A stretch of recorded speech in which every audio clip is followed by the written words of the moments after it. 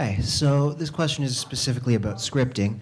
For something like Elegant Chaos with its really detailed set of callbacks to pretty much everything, including chaos theory way before the series even started, how far in advance is something like that planned and how much is invented on the fly? Right. Well, it's a mixture, isn't it?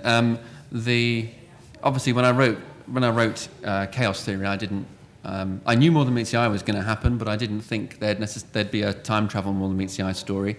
I'm building on your specific example. When I started scripting More Than Meets the Eye itself, and was doing the Shadowplay 3-parter, then I already had in mind then that there would be a sort of a sequel to that, which would involve the main cast interacting with the characters in the past. So once you've got that in mind, then yeah, you can start making provision for that in terms of the scenes that you write. Or, I mean,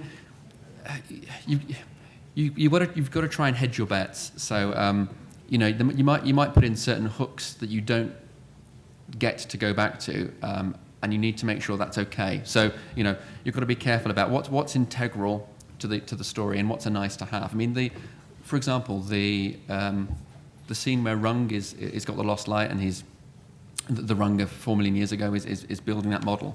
Now, I had in mind that yes, it'll be present day Rung, and building that. But if for whatever reason I hadn't been able to maneuver the story to include that scene, it wouldn't have been the end of the world. You could have just said, okay, well there were ships that looked like the Lost Light 4 million years ago, and that explains that. So you've got to be careful not to build in too many moments or scenes or lines which are absolutely need to be returned to make sense of.